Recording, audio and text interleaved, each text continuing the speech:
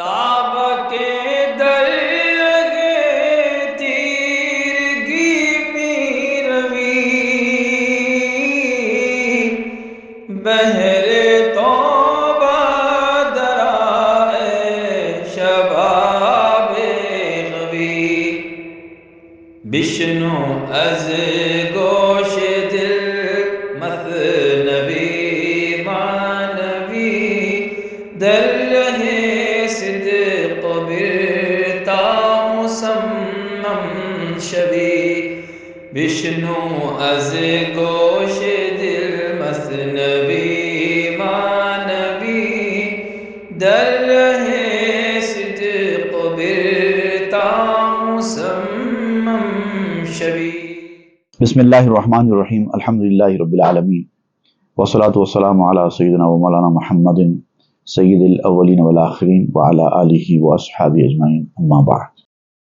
حضرت be be مریم کو جبریل علیہ السلام کا دکھائی دینا، اس موضوع پر گفتگو شروع ہوئی تھی کہ مختلف اور موضوعات نکل گئے اور اس پر طویل اظہار خیال کیا گیا۔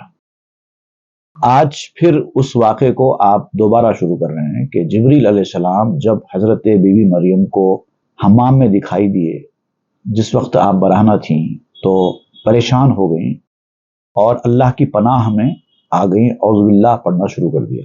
اس حوالے سے مختلف باتیں کی گئی تھی کہ اعوذ باللہ کب پڑھا جاتا ہے، کب اللہ کی پناہ میں آنا چاہیے، اس کے کیا فائدے ہیں وغیرہ وغیرہ۔ اب آج جب حضرت بی بی مریم نے تعوذ پڑھا، اعوذ باللہ پڑھا جبریل علیہ السلام کو دیکھ کر، تو جبریل علیہ السلام نے حضرت مریم کو جواب دیا۔ اب وہ کیا جواب دیا وہ آج ہم پڑھیں گے۔ چونکہ مریم مضطرب شد یک زماں، ہم چنا کے برزمی آماہیاں۔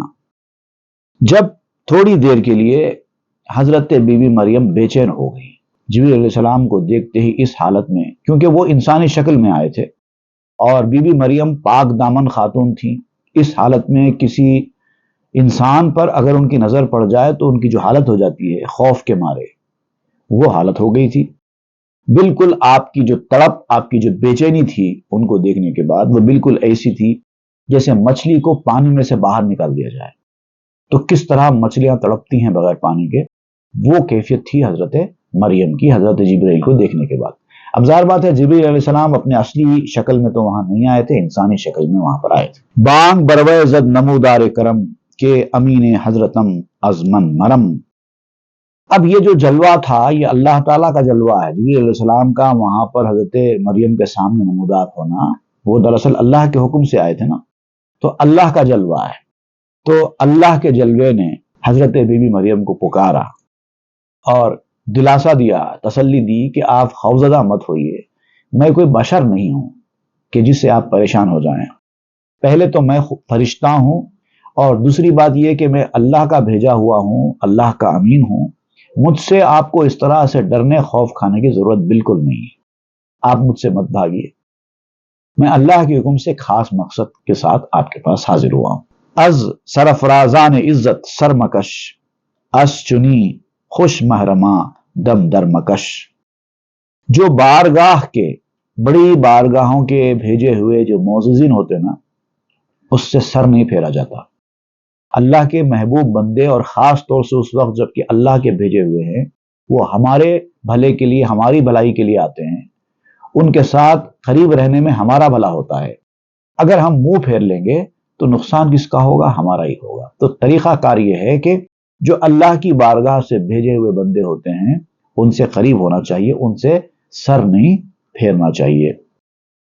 جو رازدار ہیں، آپ کے رازدار بننے کے لیے دنیا میں آئے ہیں، آپ کی ہدایت کے لیے آئے ہیں، یا پھر آپ کو کچھ اللہ کی جانب سے عطا کرنے کے لیے آئے ہیں، تو ایسے لوگ جو ہے رازدار کہلاتے ہیں، اللہ تعالیٰ کی بارگاہ کے رازدار کہلاتے ہیں۔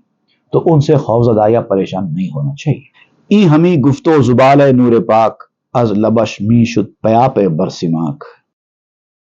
جبریل علیہ السلام حضرت بی بی مریم کو اس طرح سے یہ باتیں کہہ کر دلاسا دے رہے تھے، تسلی دے رہے تھے، اور ان کا جو انداز تھا، ان کے منہ سے جو کلمات نکل رہے تھے، کیونکہ وہ اللہ کے بھیجے ہوئے ہیں، تو ان کے منہ سے جو کلمات نکل رہے تھے بالکل ایسے محسوس ہو رہا تھا جیسے کہ ان کے منہ سے نور کی شعائیں آسمان تک پہنچ رہی ہیں۔ مسلسل. سماک، سما سے سماک اگر ہوگا تو چھوٹا آسمان کا سینس آئے گا. اب ظاہر بات ہے آسمان تو چھوٹا ہوتا نہیں ہے، لہٰذا یہ سماک نہیں بلکہ سماک ہے. سماک ایک تارا ہوتا ہے جو کانسٹیلیشن میں بہت بڑے تاروں میں سے ایک تارا ہوتا ہے، اور اس کے بارے میں بتایا جاتا ہے کہ اس کا جو رنگ ہے وہ اورنج اور یلو کے درمیان کا ہوتا ہے، یلوئش اورنج کلر کا ہوتا ہے، اور بہت خوبصورت ہوتا ہے، اور سارے ستاروں میں سے ایک الگ دکھ کر آتا ہے. غالباً اس کو انگریزی میں آکٹورس کہتے ہیں. تو بہت بلندی پہ ہوتا ہے نا، عام ستاروں سے بھی بہت بلندی پہ ہوتا ہے، تو اس لیے آپ نے آسمان کے سینس میں وہ ستارے کا نام یہاں پر استعمال کیا. از وجودم می گریزی در عدم من شاہمو صاحب علم. آپ میرے وجود سے کیوں بھاگتی ہیں، کیوں پریشان ہوتی ہیں، کیوں دور بھاگتی ہیں مجھ سے؟ میں دنیا سے میرا کوئی تعلق ہی نہیں ہے. جن کا تعلق دنیا سے ہے، جو دنیا کی غذا کھاتے ہیں، جو دنیا کا جسم رکھتے ہیں، ان سے آپ کو پریشان ہونا زیب دیتا ہے. میں تو اس جہاں کی مخلوق ہی رہی ہوں، آپ مجھ سے کیوں بھاگتے ہیں؟ میں تو آخرت کا شاہ ہوں، آخرت کا علم بردار ہوں. آپ کو مجھ سے دور جانے کی ضرورت نہیں ہے. بے خوف اور اطمینان کے ساتھ آپ رہیے. خود بنو بنگاہ من در نیستیس، یک سوار ہے نقش من پیش ستیس. میرا گھر یہاں پر نہیں ہے، میری بود و باش یہاں پر نہیں ہے، نہ میرا گھردار ہے، نہ میرا ساز و سامان ہے. اس دنیا سے میرا کوئی تعلق ہی نہیں ہے. میں تو اس ملک کے عدم میں رہتا ہوں، the world of in existence میں رہتا ہوں، وہیں پر میری بود و باش ہے. تھوڑی دیر کے لیے میں دنیا میں اللہ کے حکم سے آتا ہوں، اور یہ جو صورت ہے میری، یہ صورت بھی بشری ایک عارضی طور پر دی ہوئی ہے. آپ کے سامنے بھی میں اس صورت میں ضرور آیا ہوں، اور اس صورت میں آنے کا ایک خاص مقصد، ایک خاص وجہ بھی ہوتی ہے. وہ یہ ہوتی ہے کہ اگر میں یہ صورت نہ لے کے آؤں تو میں آپ کو نظر ہی نہ آؤں. اگر میں اصلی صورت میں آؤں گا تو کسی انسان کو نظر ہی نہیں آؤں گا. مجھے آپ کو نظر آنا ہے، آپ کو اللہ کا کچھ پیغام دینا ہے، اسی لیے میں آپ کے پاس آیا ہوں. اب دیکھیے، ویسے تو جبریل علیہ السلام نبی کے علاوہ کسی کے پاس نہیں جاتے، لیکن یہاں پر حضرت بی بی مریم کی خصوصیت تھی. جو بی بی مریم کے پاس جبریل علیہ السلام آئے، اور جس کا ذکر قرآن مجید میں بھی ملتا ہے، لِأَهْبَ لَكِ غُلَامًا زَكِيًّا کے ساتھ. تو اور پھر اور ایک بی بی مریم کی خصوصیت کیا ہے کہ کسی خاتون کے نام سے قرآن مجید میں کوئی سورہ نہیں ہے، سورہ مریم ہے. حالانکہ آپ نبی نہیں، لیکن آپ کو جو انفرادیت حاصل ہے دیگر خواتین میں، وہ ایک خصوصی ہے. تو اس لیے آپ کے پاس جبریل علیہ السلام بھی آئے تھے. مریما بنگر کے نقش مشکلم، ہم ہلالم ہم خیال اندر دلم. اب یہ جو میں منقش شکل میں آپ کے پاس آیا ہوں، ایک مشکل نقش لے کے آپ کے پاس آیا ہوں، یہ دنیا کی مجبوری ہے، اس لیے مجھے آنا پڑا ہے. لیکن آپ دیکھیے کہ میں دنیا میں انسانوں کا بھیس ڈال کر بھی آیا ہوں، تو آپ اگر غور کر کے دیکھیں تو میں انسانوں کی طرح کا تب بھی نہیں ہوں، کیونکہ میں ایک چاند ہوں. ایسی نورانیت کسی انسان میں کہاں سے ہوتی ہے؟ میرا وجود دکھائی دینے میں شاید انسانوں کی طرح ہو، لیکن میرے جو حقیقت ہے وہ بالکل ایسے ہی ہے جیسے کسی انسان کے دل میں محض خیال آتا ہے. چوں خیالے در دلت آمد نشست، ہر کو جا کے می گریزی باتو ہست. خیال جب آپ کے دل میں آتا ہے تو آ کر بیٹھ جاتا ہے، اور خیال سے انسان چھٹکارا نہیں پا سکتا. جہاں جاؤ خیال ساتھ رہے گا. اگر ایک خیال آپ کے ذہن میں آ کر بیٹھ جائے تو آپ اپنے خیال کو، ذہن میں آنے والے خیال کو کہیں رکھ کے نہیں جا سکتے. جہاں بھی آپ جائیں گے آپ کا خیال آپ کے ساتھ ہی چلے گا. جس خیال عارضی باطلے کو بوچوں صبح صادق آفلے. خیال بھی دو قسم کا ہوتا ہے. ایک ایسا خیال جو انسان کے ذہن میں آ کر بیٹھ جائے، اب انسان جہاں جائے گا وہ خیال اس کے ساتھ جائے گا. لیکن ایک خیال ایسا ہوتا ہے کہ ذہن میں آتا ہے اور چلا جاتا ہے. تو اب آپ اس کی مثال دے رہے ہیں. ایک صبح کاذب ہوتی ہے، ایک صبح صادق ہوتی ہے. صبح کاذب کیا ہوتی ہے؟ رات کے آخری حصے میں آسمان کے اوپر ایک ہلکی سی روشنی دکھائی دینا شروع ہوتی ہے. انسان یہ سمجھتا ہے کہ شاید اب صبح ہونے والی ہے، لیکن اچانک ہی وہ روشنی غائب ہو جاتی ہے، اس کو کہتے ہیں صبح کاذب۔ اس کے بعد پھر ہلکا سا اندھیرا چھا جاتا ہے، پھر اس کے بعد پھر روشنی آنا لگتی ہے، اب وہ صبح صادق ہوتی ہے۔ اب اس کے بعد پھر اندھیرا نہیں آئے گا، صبح صادق آ چکی ہے، اب روشنی بیٹھ چکی ہے، اب دن ہی نکلے گا۔ تو ویسے ہی خیالات دو قسم کے ہوتے ہیں، ایک خیال کاذب، ایک خیال صادق۔ خیال کاذب اس خیال کو کہتے ہیں جو ذہن میں آیا اور نکل گیا، بیٹھتا نہیں ہے۔ لیکن جو خیال صادق ہوتا ہے وہ آ کر جم کر بیٹھ جاتا ہے اور نکلتا نہیں ہے، جہاں جہاں آپ جاتے ہیں وہ خیال آپ کے ساتھ جاتا ہے۔ من چو صبح صادقم از نور رب کے نگردد گرد روزم ہیچ شب۔ اور میں یعنی جبریل علیہ السلام کہتے ہیں کہ میں اللہ تعالیٰ کے نور سے صبح صادق کی طرح ہوں، اور جو صبح صادق ہوتی ہے وہ اپنا ایک وقت کے بعد مکمل نور پھیلاتی ہے، دن نکالنے کا باعث بنتی ہے۔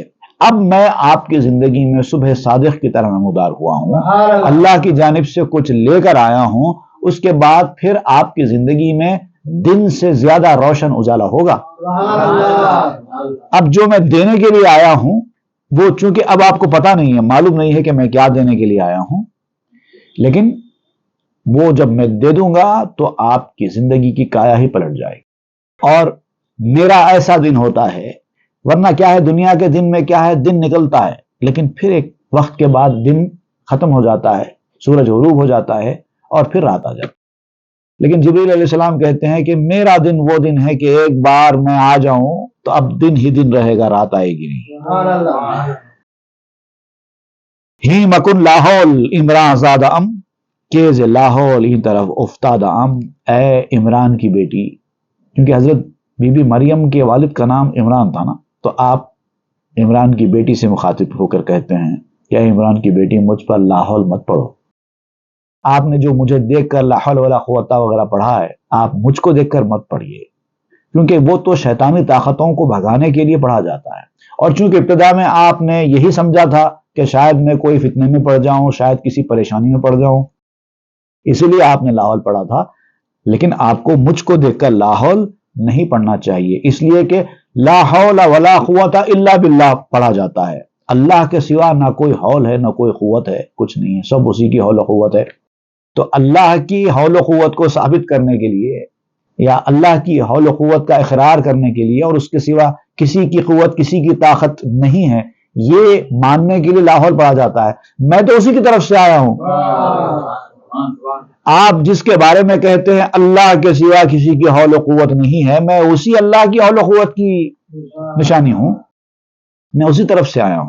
مرمرا اصل و غذا لاحول بود، نور لاحول کے پیش از قول بود۔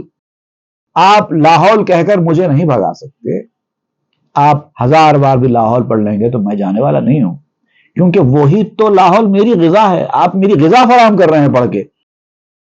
میری اصل میری غذا یہی تو لاحول ہے، میں پوری زندگی یہی کہنے کے لیے تو پیدا ہوا ہوں۔ شیطان کو آپ لاحول پڑھ کر بھگا سکتے ہیں، جبریل کو کہاں سے بھگائیں گے لاحول پڑھ کے؟ لاحول تو ان کی غذا ہے۔ بلکہ لاحول پڑھنے کی وجہ سے جو نور پیدا ہوتا ہے اس سے لوگ روشنی حاصل کرتے ہیں، ایمان کو تقویت ملتی ہے۔ میرا جو نور ہے وہ آپ کے لاحول پڑھنے سے پیدا ہونے والے نور سے پہلے کا نور ہے، مجھے کیا فرق پڑے گا؟ تو ہمیں گیری پناہ از من بے حق، من نگاری دے پناہ ہم در سبق۔ مجھ سے آپ اللہ تعالیٰ کی پناہ چاہ رہی ہیں۔ اعوذ باللہ من الشیطان الرجیم کا مطلب ہوتا ہے کہ اے اللہ میں تیرے پناہ میں آتا ہوں، جو شیطان ہے مردود ہے اس سے مجھے بچا لے، تیری سرپرستی میں تیرے شرن میں مجھے لے لے، اس کے فتنوں سے مجھے بچا لے۔ یہ ہوتا ہے اصل اعوذ باللہ من الشیطان الرجیم کا مطلب۔ تو آپ مجھ کو دیکھ کر اللہ سے پناہ کیوں چاہ رہی ہیں؟ کیونکہ میں تو خود وہ ذات ہوں جو اللہ تعالیٰ کے پناہ کی ازل سے تحریر ہے۔ اللہ تعالیٰ کسی کو پناہ اپنی دیتا ہے تو مجھے ہی بھیج دیتا ہے، اے فرشتے جا، وہ میری پناہ چاہ رہا ہے تو اس کو پناہ دے دے۔ تو میں تو تحریر ہوں، میری پناہ میں آنے کا مطلب ہی اللہ کی پناہ میں آنا ہے، کوئی الگ نہیں ہوں میں۔ آ پناہم من کے مخلص ہاتھ بوز، تو اعوذ آری وہ من خود اعوذ۔ آپ کے لیے جو نجات کی جگہ ہے، جس کی وجہ سے آپ اعوذ باللہ پڑھ رہے ہیں، میں وہی تو نجات کی جگہ ہوں۔ جس کو آپ طلب کر رہی ہیں وہ میں ہی ہوں۔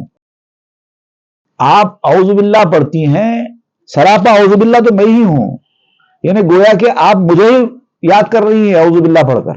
آفت نبوت بتر از ناشناخت، تو برے یاری ندانی عشق بافت۔ اب آپ یہاں پر ایک اور نقطہ نکل گیا ہے، تو آپ کہتے ہیں کہ چونکہ بی بی مریم نے حضرت جبریل کو پہچانا نہیں تھا، اسی لیے آپ نے لا حول پڑھا، اعوذ باللہ پڑھا۔ اگر پہچان لیتے ہوتے تو کہاں سے پڑھتے اور کیوں پڑھتے؟ شیطانی طاقتوں کا یا اللہ سے ہٹ کر کوئی کفریہ راستے کا یا کسی اور اس طرح کی کوئی چیز کا اندیشہ ہوتا ہے تو بندہ اعوذ باللہ پڑھتا ہے، لا حول پڑھتا ہے۔ اللہ والے ہی ہیں، اللہ کے بھیجے ہوئے ہی ہیں، تو اب اعوذ باللہ اور لا حول پڑھنے کا کیا محل ہوگا؟ تو اسی لیے پڑھا آپ نے، کیونکہ آپ نے جبریل علیہ السلام کو پہچانا نہیں تھا۔ تو اب یہاں پر مولانا روم کہتے ہیں کہ پہچان بڑی اہم ہوتی ہے زندگی میں۔ ساری مصیبتیں جو انسان اپنے کندھے پر مول لیتا ہے وہ پہچان نہ ہونے کی وجہ سے ہی مول لیتا ہے۔ ایک تو دنیا میں پہچان نہیں لوگوں سے، اسی لیے دھوکہ کھایا۔ پہچان نہیں تھی اچھے آدمی کی، اسی لیے اس سے محروم رہا۔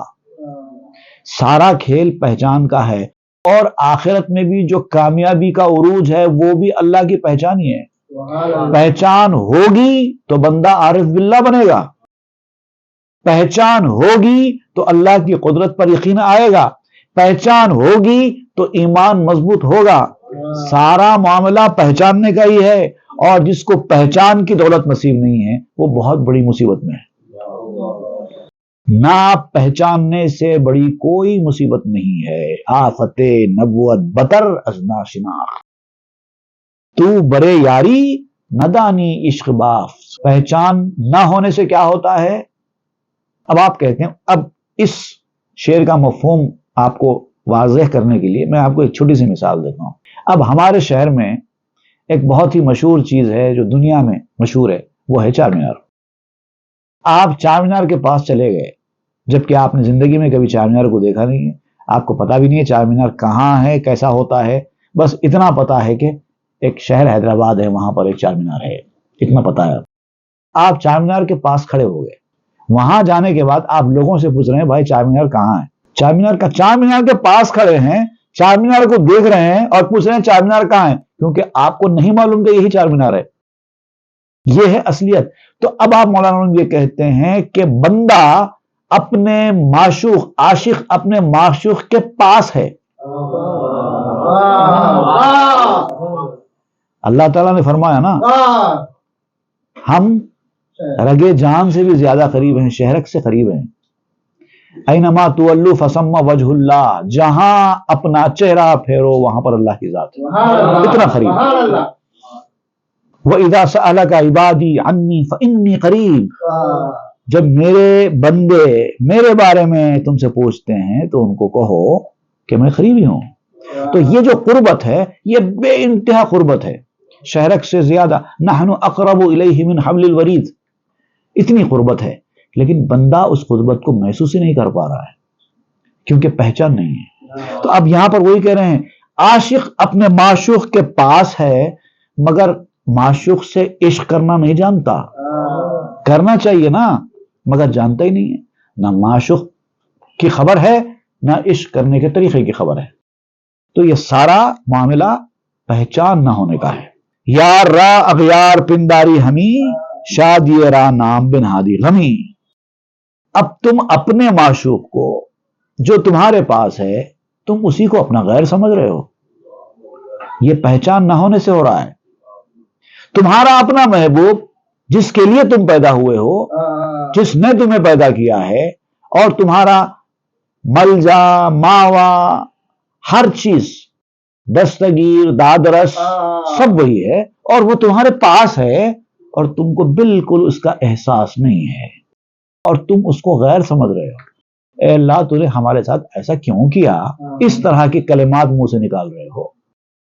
یعنی گویا کہ تم اپنے ہی معشوق کو اپنا غیر سمجھ رہے ہو. تو گویا کہ شادیرہ نام بن ہادی نمی، گویا کہ تم کو جو خوشیاں نصیب ہوئی ہیں تم نے ان خوشیوں کا نام ہی غم رکھ دیا ہے. اب کسی کا کیا قصور ہے؟ جو خوشی تم کو ملی ہے اسی خوشی کو تم نے غم کا نام دے دیا ہے. این چنی لطفے کہ دارد یار ماں تو گریزانی ازو اے بے وفا. اس کی مہربانیاں تمہارے اوپر مسلسل ہیں، اس کی مہربانیاں تمہارے اوپر مسلسل ہیں، اور تم ایسا مہربان یار اپنے پاس رکھتے ہو پھر بھی تم اس سے بھاگتے ہو.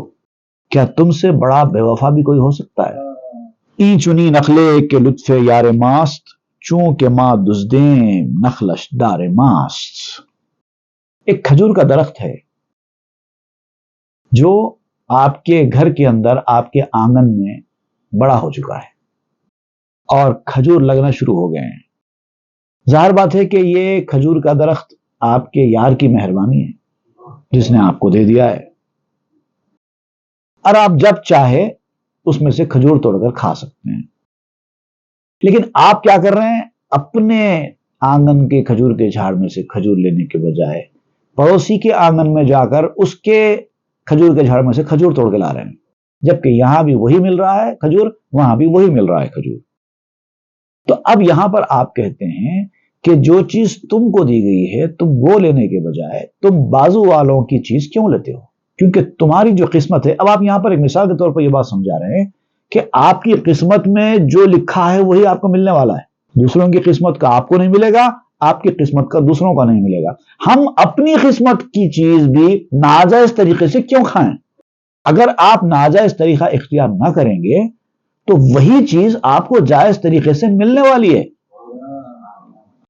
تو چور کیوں بنتے ہو؟ اگر آپ اپنے جھاڑ کا کھجور کھاؤ گے تو آپ کے لیے طاقت و توانائی کا سامان فراہم ہوگا، آپ کی روحانی بالندگی بھی ہوگی، کیونکہ کھجور کھانا سنت ہے، عمل ہے، مسنون عمل ہے.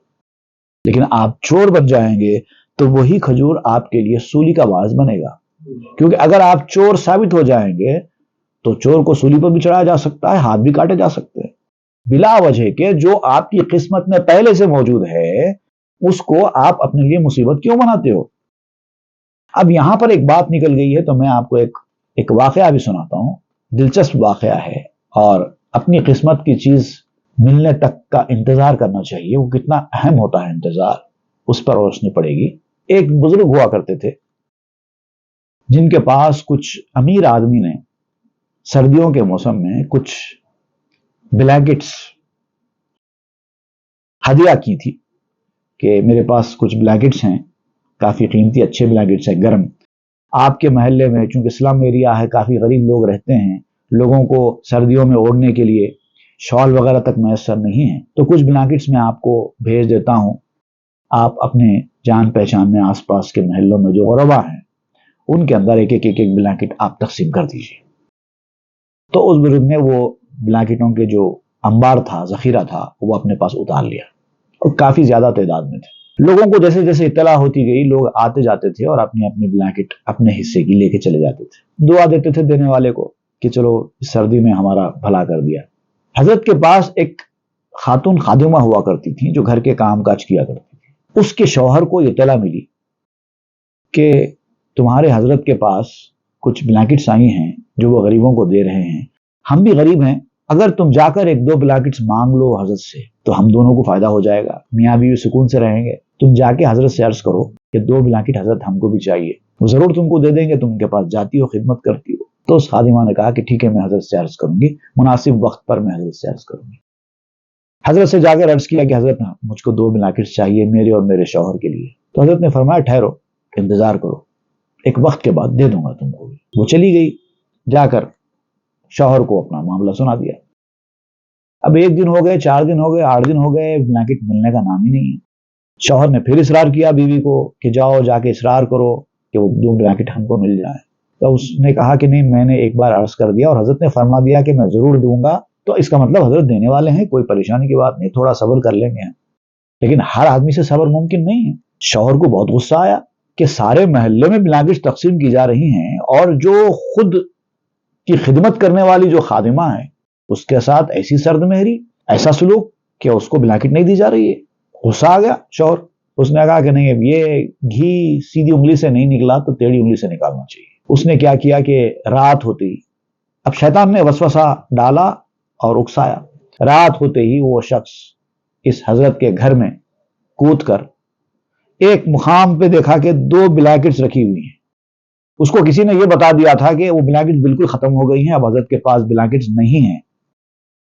یہ سن کر غصہ آیا تھا اس کو کہ حضرت نے تو ہم سے کہا کہ میں تم کو ضرور دوں گا، لیکن اطلاع یہ ہے کہ حضرت کے پاس پورے بلینکٹس ختم ہو گئی ہیں، اب کسی نئے آدمی کو نہیں دی جا رہی ہے۔ اس لیے اس کو غصہ آیا تھا۔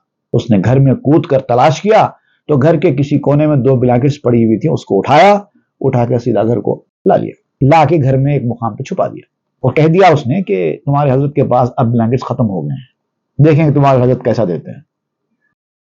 وہ آئی آ کر کہنے لگی حضرت آپ نے مجھ سے وعدہ کیا تھا کہ 2 بلینکٹس آپ مجھے دیتے ہیں، آپ مجھے عنایت فرمائیے۔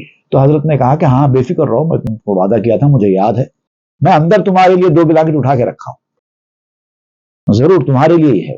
فوری حضرت اندر گئے، جا کے جس مقام پر آپ نے وہ بلینکٹس رکھے تھے دیکھا تو وہاں پر دونوں بلینکٹس غائب تھے۔ افسوس کیا اور آ کر اس خاتون سے کہنے لگے کہ اے بی بی، میں نے تمہارے اور تمہارے شوہر کے لیے 2 بلینکٹس رکھے تھے، لیکن پتہ نہیں رات میں چور آیا اور چور وہ دونوں بلینکٹس چرا کر لے گیا، اب میں کیا کر سکتا ہوں۔ خاتون آئی، آ کر شوہر کو اطلاع دی کہ حضرت نے ہمارے لیے 2 بلینکٹس رکھے تھے، لیکن حضرت فرماتے ہیں کہ رات میں چور آیا اور دونوں بلینکٹ چوری کر کے چلا گیا۔ یہ سننے کے بعد اس شوہر کو پچھتاوا ہوا، شرمندہ ہوا، رونے لگ گیا۔ بیوی نے کہا کہ آپ کیوں رو رہے ہیں؟ تو کہنے لگا کہ وہ چور میں ہی تھا، میں نے ہی چوری کی تھی۔ تو اب دیکھیے کہ اس جوڑے کو 2 بلینکٹس کا ملنا ان کی قسمت میں لکھا ہوا تھا اور ملنا ہی ملنا تھا، ایسا نہیں ملا ویسا ملا، لیکن ملنا تو تھا۔ ویسا اگر نہیں لیتے تو ایسا مل جاتا، تو ناجائز طریقے سے انہوں نے لیا، اگر تھوڑا صبر کرتے تو وہی چیز جائز طریقے سے ملتی تھی۔ یہ ہے اصلیت، مگر انسان کو اس کے لیے تھوڑا سا صبر اور تھوڑا سا تحمل چاہیے ہوتا ہے۔ ان چنی نخلے کے لطف یار ماست، چونکہ ماں دزدیم نخلش دار ماست۔ کھجور کا ایسا درخت جو ہمارے یار کی مہربانی سے ہے، ہم کو ملا ہے، اگر ہم چور بنے اور اس کا کھجور نکال لیں تو یہی کھجور کا درخت ہمارے لیے سولی کا موجب بھی بن سکتا ہے۔ ان چنی مشکی کے زلف میر ماست، چونکہ بے اقلیم زنجیر ماست۔ وہ زلفیں جو ہیں ہمارے معشوق کی جو زلفیں ہیں وہ ایسی خوشبودار زلفیں ہیں، اگر ہم اس سے صحیح استفادہ کریں تو ہماری دنیا میں ہم خوشبو بھی کر سکتے ہیں، لیکن ہم کیا کرتے ہیں؟ اس کا صحیح استعمال نہیں کرتے، بے عقلی کا مظاہرہ کرتے ہیں، تو وہی زلفیں جو ہمارے لیے خوشبودار چیزیں ثابت ہونی تھیں وہی ہمارے لیے بیڑیا ثابت ہو جاتی ہے، ہماری کم عقلی کی وجہ سے۔ غلط طریقہ اختیار کر لیتے ہیں، بے صبری کا مظاہرہ کر لیتے ہیں اور نعمت کو نعمت نہیں سمجھتے، مصیبت سمجھتے ہیں۔ یہ چیزیں ایسی ہیں جس سے نعمتیں مصیبتوں میں تبدیل ہو جاتی ہیں۔ ان چنی لطفے چون نیلے میروت، چونکہ فرعونیم چون خوں می شوت۔ دریائے نیل اللہ کی بڑی مہربانی تھی نا، دریائے نیل، لوگ اس دریا کا میٹھا پانی پیتے تھے، استعمال کرتے تھے، ان کی زندگی میں بہت بڑا سرمایہ بن گیا تھا وہ دریا، اور وہی دریا تھا جو موسیٰ علیہ السلام کو پار کرا کے نکال دیا۔ وہی نیل کا جو دریا تھا وہ فرعون کے غرق ہونے کا موجب بھی تو بنا، اسی دریا میں وہ غرق ہو گیا، ہلاک ہو گیا۔ تو فرعون اگر بن جاؤ گے تو وہی دریائے نیل تمہارے لیے خون کا دریا ثابت ہو جائے گا۔ خون ہمی گوید منابم ہی مریس، یوسفم گرگست ام اے پرستیز۔ اور خون کہتا ہے کہ میں پانی ہوں، خبردار مجھے بہایا مت کرو۔ خون بھی کہتا ہے کہ میں پانی ہوں۔ خون ہمی گوید منابم ہی مریس، یوسفم گرگ است ام اے پرستیز۔ خون کہتا ہے کہ میں پانی ہوں، مجھے مت بہاؤ۔ ایک طرف یہ تھا کہ پانی خون ثابت ہو گیا، اور ایک طرف یہ ہے کہ خون پانی ثابت ہوتا ہے. بس اس کی مہربانی چاہیے، اس پر بھروسہ کرنا چاہیے. یوسفم گرگستو ام اے پرستیس، میں یوسف ہوں اے جھگڑا کرنے والے، تیری وجہ سے بھیڑیا بناؤں. میں تیرے حق میں یوسف ثابت ہو سکتا ہوں، لیکن تو نے مجھے یوسف سمجھنے کے بجائے، یوسف کی طرح ٹریٹ کرنے کے بجائے بھیڑیے کی طرح ٹریٹ کیا، اسی لیے یہ بھیڑیا تمہارے حق میں جان لیوا ثابت ہو جائے گا. اللہ کی دی ہوئی نعمتوں کا صحیح استعمال کرنا، اس کو نعمت سمجھنا، پہلے اس کو نعمت سمجھو، اس کے بعد اس کا صحیح استعمال کرو. پھر صحیح استعمال میں بھی دو باتیں ہوتی ہیں. ایک تو یہ کہ جس کام کے لیے وہ چیز آپ کو دی گئی ہے اس کا اسی طریقے سے استعمال کریں، اچھے مصرف میں صرف کریں، پھر اللہ کا شکر ادا کریں.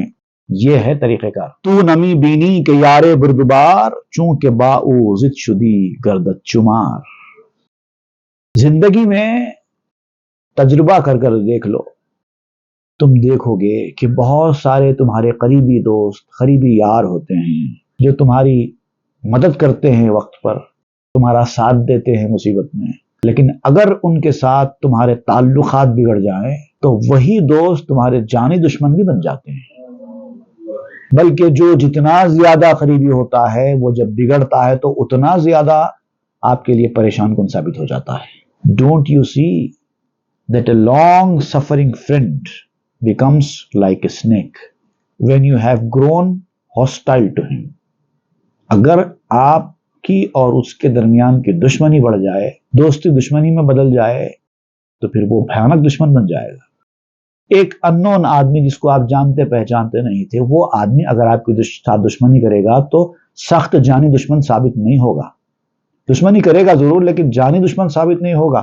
لیکن جو بہت زیادہ قریبی تھا وہ جب دشمن بن جاتا ہے تو جانی دشمن بن جاتا ہے. لہ میں او شہ میں او دیگر نشد برقرار اول آساں کے بدھ. اب آپ کہیں گے ایسا کیوں ہوا؟ حالانکہ وہ آدمی وہی ہے، آپ آدمی وہی ہے. نہ اس کا گوشت بدلا، نہ اس کی چربی بدلی، نہ اس کی آنکھ بدلی، نہ اس کی ناک بدلی. وہی ہے، آپ بھی وہی ہے، وہ بھی وہی ہے. بظاہر دیکھنے میں کوئی تبدیلی نہیں ہے دونوں کے اندر، لیکن اتنا بڑا فرق آ گیا. اتنا قریبی دوست جا کے اتنا جانی دشمن بن گیا. یہ ہو جاتا ہے کیا کرنے سے؟ دوست کو دوست کی طرح ٹریٹ کرو. دوستی کے کچھ تقاضے ہوتے ہیں، اگر ان دوستی کے تقاضوں کو پورا کرتے ہوئے آپ چلیں گے تو دوست زندگی بھر آپ کے ساتھ دوستی نبھائے گا. ساری ذمہ داریاں دوست کے اوپر ڈال کر اپنی ذمہ داریوں سے آپ ہاتھ اٹھانے کی کوشش کریں گے تو دوستی ختم ہو جائے گی. دشمنی کا طریقہ اختیار کریں گے، دشمنیوں کے ساتھ جو رویہ رکھا جاتا ہے وہ رویہ رکھیں گے تو دوستی دشمنی میں تبدیل ہو سکتی ہے. نعمت جب ملتی ہے تو نعمت کو نعمت سمجھنا چاہیے اور اس کو نعمت کی طرح استعمال کرنا چاہیے، تو وہ تادیر قائم رہتی ہے، دیر تک قائم رہتی ہے. ورنہ اگر دوست آپ کے گھر کے چکر مار رہا ہے، آپ کا دیوانہ ہے، تو آپ یہ سمجھیں گے کہ دوست کی غرض ہے، مجھ سے کچھ نہ کچھ فائدہ اٹھانا چاہتا ہے اس لیے کر رہا ہے. یہ سمجھ کر اگر آپ اس کو لائٹ لینا شروع کر دیں گے تو دوستی تو ختم ہو جائے گی مگر دشمنی کے بیج بو دے گی آپ کی زندگی میں. یہ چیز بہت اہم ہوتی ہے، دوست کو دوست سمجھنا، پہچاننا. ابتدا میں جو بات کہی گئی تھی، پہچاننا اصل ہوتا ہے. اگر آپ کے پاس پہچاننے کی صلاحیت ہے تو پھر دوست کو اتنا آگے مت بڑھاؤ. اگر وہ قابل نہیں تھا تو آپ نے اتنا آگے بڑھایا ہی کیوں؟ نہیں بڑھانا تھا. پہچاننے کے بعد بڑھاؤ، اور پہچاننے کے لیے سب سے اہم طریقہ ہوتا ہے امتحان. وقتاً فوقتاً اس کی دوستی کا امتحان لیتے رہو. باقی انشاءاللہ ہم آئندہ کے درس میں پڑھیں گے. صلی اللہ تعالی علیہ خیر وسلم محمد وآلہ وسلم والحمدللہ رب العالمین. تاب کے درگے تیرگی پیروی بہر توبہ درائے شباب خوی بشنو از گوش دل مثنوی معنوی در رہے صدق